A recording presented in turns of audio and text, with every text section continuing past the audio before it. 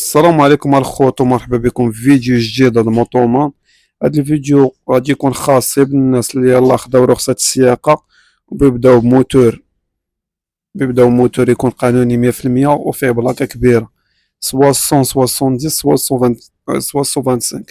أول موتور غادي نبداو به هو السيم ماجيك ديال شركة السيم، شركة اللي تايوانية واللي الثمن ديالو في المتناول الجميع، وحتى لاسورونس تاعو في متناول الجميع. هذا الموتور اللي اللهم بارك تيجينا ب 125 في الماكينة وفيه 5 سنين تاع الضمان.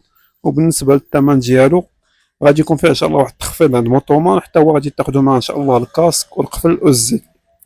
وثاني موتور غادي نبداو به هو تانك كروس تانك اكس كروس 125. هذا الموتور اللهم بارك تيجينا بلا انجيكسيون في بلاصة الكاربيراتور، وفيه سيستيم سي بي اس، وفيه ماكينة 125.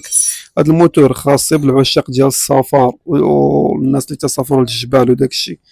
موتور اللي اللهم بارك غني على التعريف وحق مبيعات اللهم بارك اللي كثيره، حتى هو داخل معنا في العرض.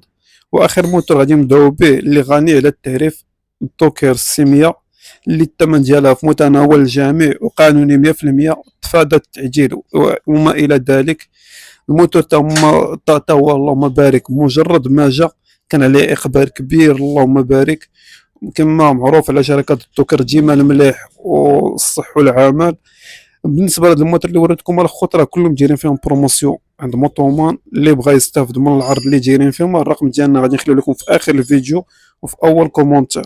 مرحبا بالجميع عند موطومان، كما تنقول لكم ديما عند موطومان احسن جوده باحسن ثمن. بالنسبه للخوت اي واحد خدام عندنا الموتور غادي ياخذ الكاسك والزيت والقفل.